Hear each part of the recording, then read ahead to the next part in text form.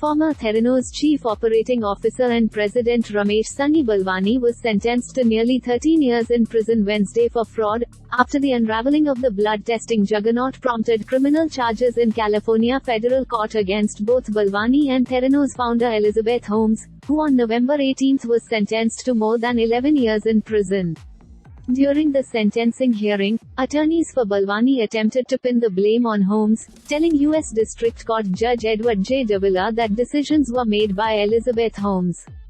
Davila had set a sentencing range of 11 years plus 3 months to 14 years, but prosecutors today sought a 15-year sentence given his significant oversight role at Theranos lab business. The final guideline sentence was 155 months, plus 3 years of probation. Davila set a March 15, 2023, surrender date.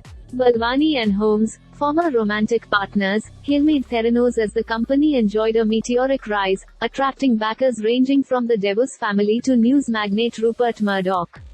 It was one of Murdoch's publications, The Wall Street Journal, that first reported on irregularities with Theranos' purportedly revolutionary blood testing machines. As COO, Balwani managed both the laboratory business and the financial aspects of the company.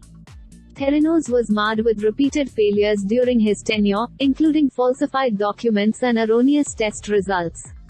"I am responsible for everything at Theranos," Balwani said in a message to Holmes.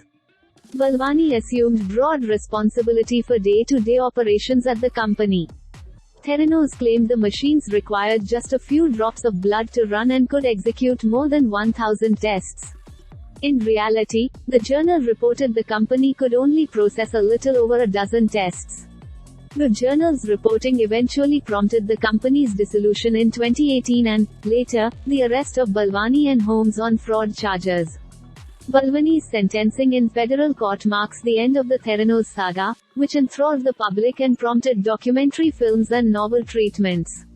With a star-studded investor list, a captivating founder who drew comparisons to Apple's Steve Jobs, and a potentially revolutionary technology, the company for a time represented the apex of Silicon Valley ingenuity.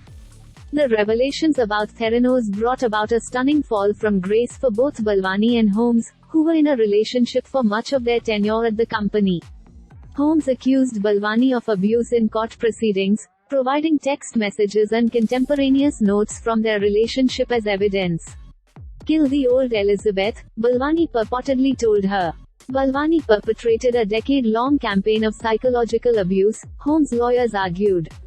Balwani is nearly 20 years older than Holmes, who testified that he managed the lab and financial side of the business. This is a developing story. Please check back for updates.